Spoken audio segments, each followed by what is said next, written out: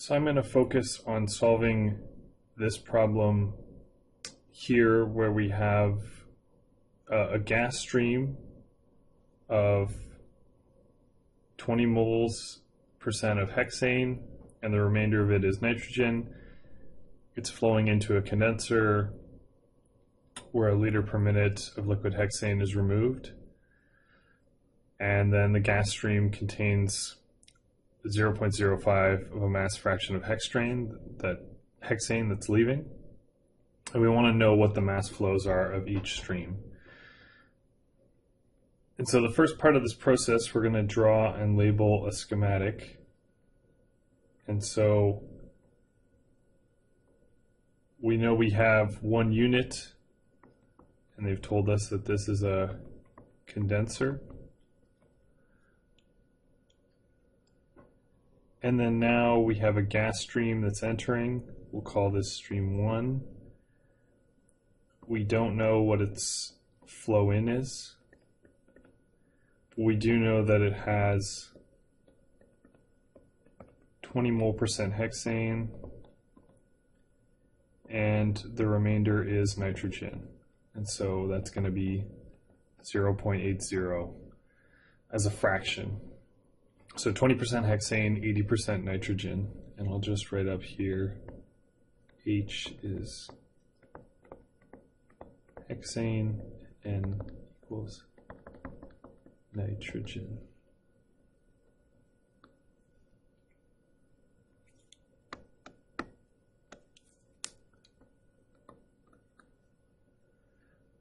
And now coming out of this, we have two streams. One of those streams, we'll call it number 2. Again, we don't know the mass flow of this stream,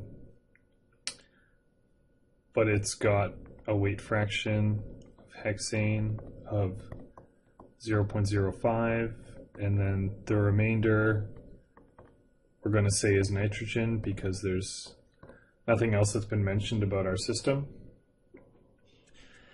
And then this condenser, they've told us that in the third stream we remove hexane, and we're going to assume that's only hexane, so the weight fraction of hexane in this stream is going to be 1.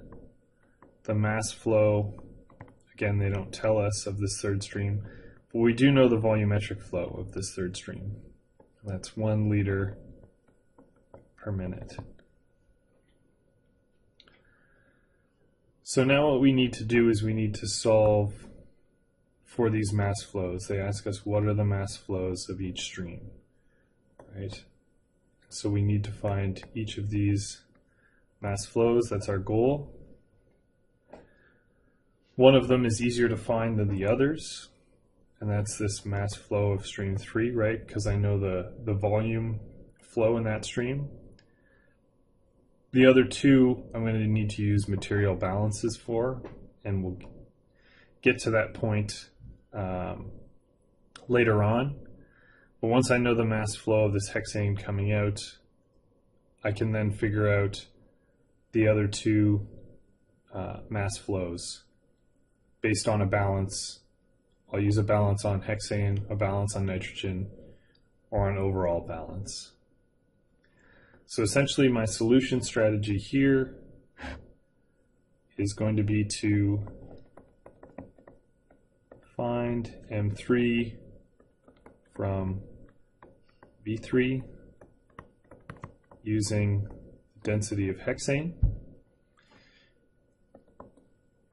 So second of all, I'm going to use material balances. I'll just write those as MB for overall mass, hexane, and nitrogen to find M1 and M2. And remember, here we have 3 equations for these balances. We have an equation for overall mass, which is M1 being equal to M2 plus M3.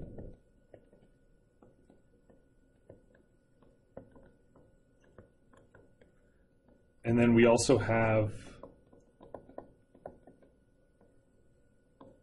balances on hexane,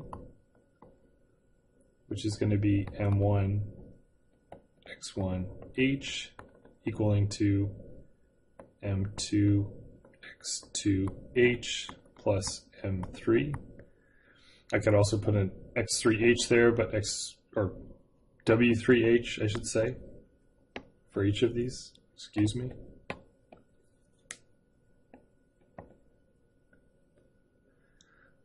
But the W3H in that last case is going to be equal to 1.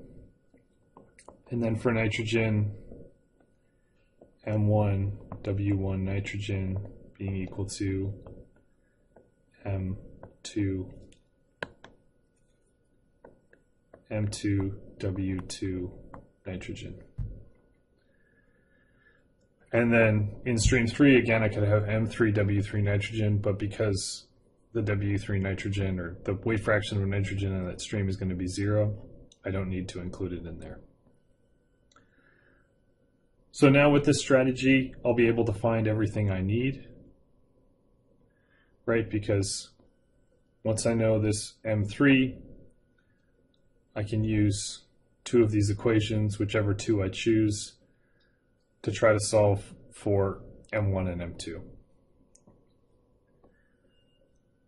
So first, I need to find the density of hexane.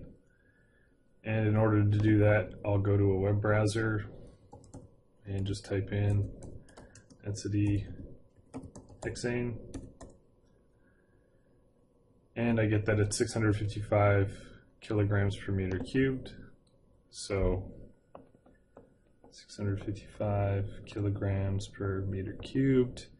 And that's going to be equal to 655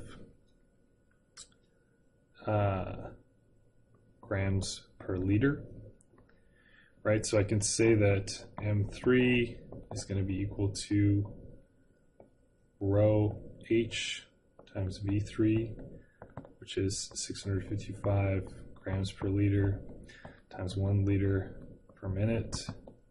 My liters are going to cancel, and what I'll get is that M3 is in 655 grams per minute,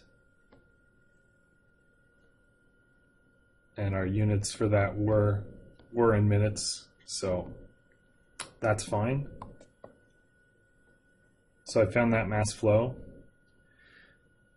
Now, one other thing I need to solve for some of these equations here is I need the weight fractions of the first stream, and I have those instead in mole fractions, right? So I need to convert those weight fractions, or the mole fractions, to weight fractions.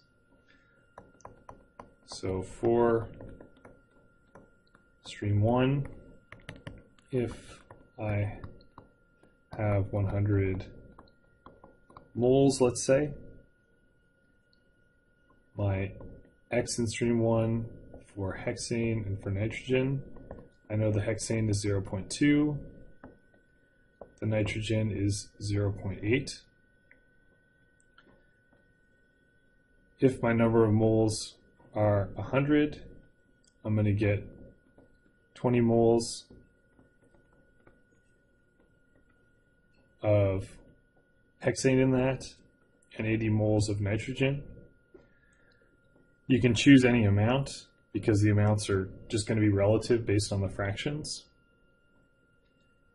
So with this, I've essentially just multiplied my 100 moles by the fraction right here. So 100 times 0.2, I get 20. Now what I want to find out is how much that represents in mass.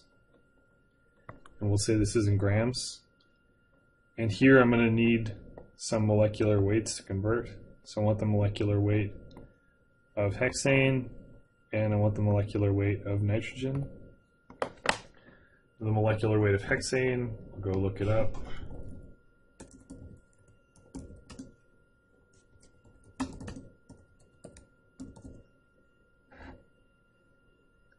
So it's 86, let's say, grams per mole, 86.2 grams per mole.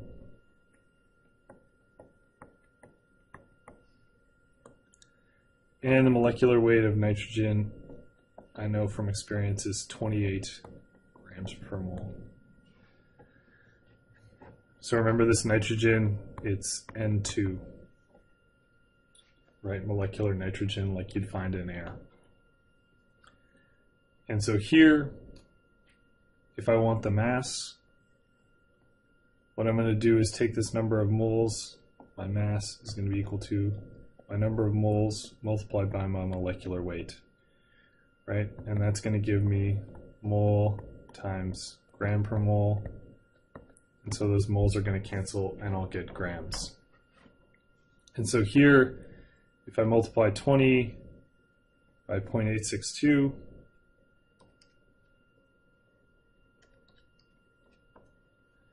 I get 1724 grams. And then 80 multiplied by 28, get 2,240 grams.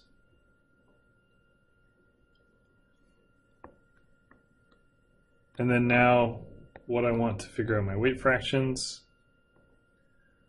So for the weight fractions, it's going to be the mass of a certain component I, whichever component I choose, divided by mass total.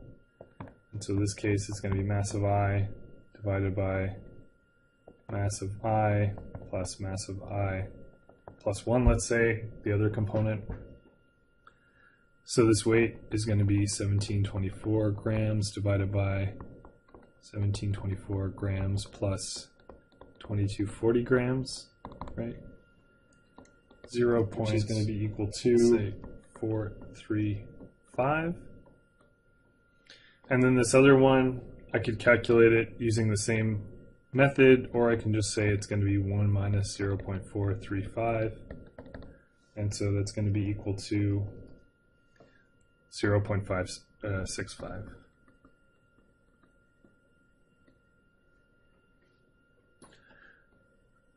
So now I have these weight fractions. And now what I'm going to do is use these equations up here, 2 of them, to solve for unknowns. And now what I can do is I can pick these. I know M3, but I need to know M1 and M2. So the first one, I have 2 unknowns in it. Second equation, I also have 2 unknowns in it. And the third equation, also 2 unknowns. So there's no advantage to selecting any of these equations in particular, but what I'm going to do is I'm going to combine, I'll call them 1 and 3. So I'll substitute equation 1 into equation 3. So here, sub 1 into 3. So my equation 3 was M1 W1 nitrogen equaling to M2 W2 nitrogen. And then my equation 1 was M1 being equal to M2 plus M3.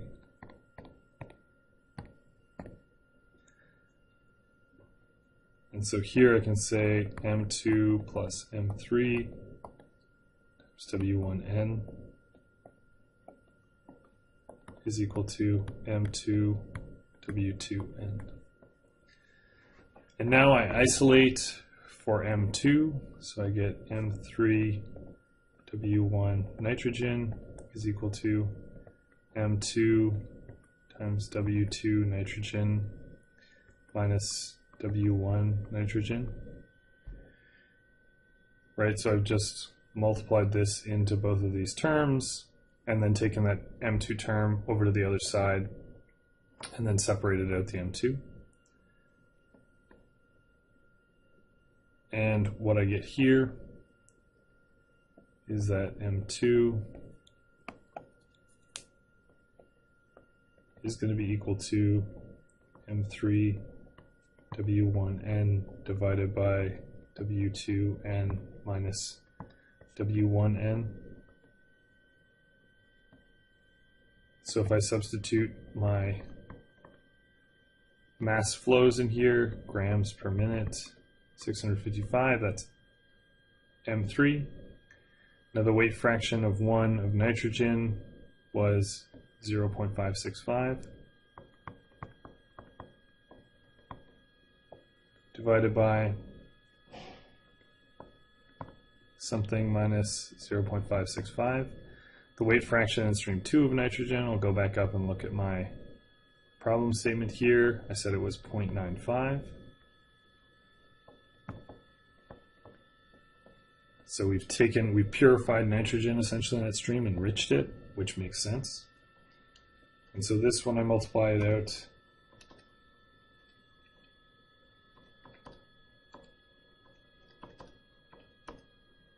I get that this stream is 961 grams per minute.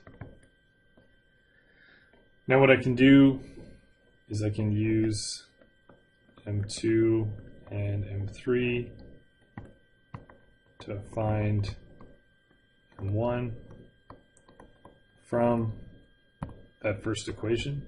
I'll just say 1, right? So I know M1 is equal to M2 plus M3. My total mass going in is equal to my total mass going out in the two streams. And so M1 is equal to 961 grams per minute plus 655 grams per minute. And so this is going to be equal to 1,616 grams per minute.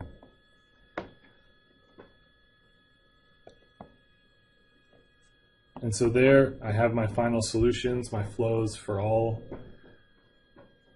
those different streams. I know that M1 is flowing, or M3, excuse me, is flowing at 655 grams per minute. M2 at 961 grams per minute, and M1 at 1,616 grams per minute. So that's how I solve the solution analytically using algebra. And I'll post up another video on how to solve this using a computer solver.